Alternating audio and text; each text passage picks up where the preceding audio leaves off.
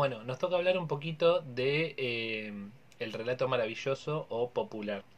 Los relatos maravillosos o populares son un subgénero de lo que podría ser la fantasía, un gran género donde se narran hechos inverosímiles o increíbles o asombrosos que tiene características particulares.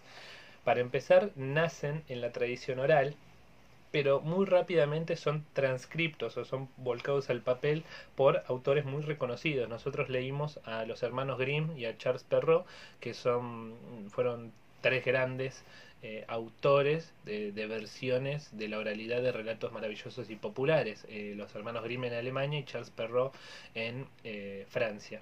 Cada país tuvo su gran recopilador de este tipo de historias. ¿Qué características tienen? Para empezar, los protagonistas son niños. Suelen ser niños en la mayoría de los casos, diría 99% de los casos, o adolescentes. No pasan de la edad de 18 años. Los protagonistas son ellos porque el público al cual está enfocado o al cual está destinado es también un público infantil. En una época donde no había escuelas, donde no se conocía, donde no existía la institución, donde no todos podían acceder a una educación, los relatos de tradición oral eran la forma más conveniente de educar y concientizar a un niño de determinadas situaciones. Así que los relatos maravillosos funcionaban como instructivos, muy obviamente sazonados con estas aventuras y hechos fuera de lo normal, para que los niños se sientan atraídos y de paso aprendan cómo hay que actuar o cómo no hay que actuar. Los relatos maravillosos transcurren en un contexto justamente mágico o maravilloso, donde los personajes no se sorprenden por lo que ocurre, sino que lo aceptan lisa y llanamente. No tienen problema con eso que pasa, no se asombran, no se vuelven locos, sino que lo aceptan y lo reconocen como posible dentro de su mundo.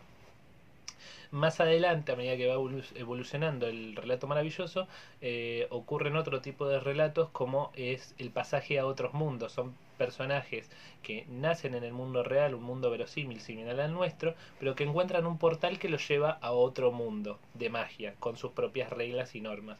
Eso pasa en las Crónicas de Narnia, en Harry Potter, en Alicia en el País de las Maravillas, que es el gran fundador de esta tradición, donde son personajes adolescentes que encuentran un pasaje y pasan al otro mundo. Otra de las cosas que caracteriza a los relatos maravillosos es que todos los personajes cumplen un rol y están del lado del bien o del mal. Todos los personajes son blancos o negros, no hay matices, no hay un personaje que cambie de bando, no hay traiciones. ¿Por qué? Porque tiene que ser bien clara la moraleja que se le quiere dejar a los chicos. Por ende, los personajes son bien estereotipados e icónicos. Son bien claros las funciones que cumplen. Si son héroes o son villanos, si son ayudantes o son, eh, nada, son enemigos. El relato maravilloso, a medida que vamos consumiéndolo, a medida que pasa el tiempo, se va también como desdibujando un poco. Si nosotros leemos los cuentos originales de los hermanos Grimm o de Charles Perrault, vamos a ver realidades muy crudas de la época. Vamos a ver hechos de mucha violencia y vamos a ver cosas vinculadas con la sexualidad también, porque como les digo, al no haber colegios era muy difícil educar a los niños y advertirle de ciertos peligros con los que podía encontrarse. Por ende, estos cuentos eran mucho más violentos y a medida que se han ido reproduciendo, hubo versiones más livianas y menos fuertes, y el ejemplo más claro que tenemos son las películas de Disney, donde los relatos maravillosos y populares están muy desdibujados y se le ha quitado mucha de esa violencia a la cual se estaba acostumbrada en esa época.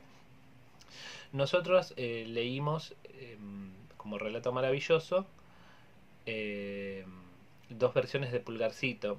Las dos versiones de Pulgarcito, que son bien distintas entre sí, de dos autores distintos, trabajan mucho este tema de la violencia. Por ejemplo, el tema del hambre, el tema de la pobreza, el tema del abandono de los niños, el tema de familias muy numerosas que no pueden hacerse los padres cargos de sus hijos, el tema de enfrentarse a adversidades a las cuales los niños no están preparadas. Pulgarcito está tiene muchas limitaciones debido a a su altura, a su estatura, para poder desempeñarse en la vida cotidiana, pero él aprende y sabe afrontarlas porque desarrolla otras capacidades como son la lucidez, la astucia, la valentía, etcétera.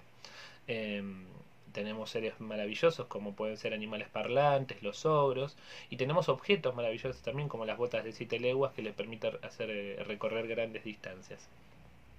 Bueno, eso a grandes rasgos es del relato maravilloso, no quería que quedara la parte teórica sin saberse.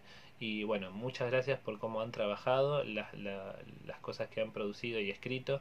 Me llegan todos sus mails, me pone muy orgulloso y muy contento. Y bueno, nada, más que mandarles un enorme saludo y abrazo a distancia. Espero que hayan pasado unas lindas Pascuas, que ya pasaron. Y bueno, seguimos en contacto.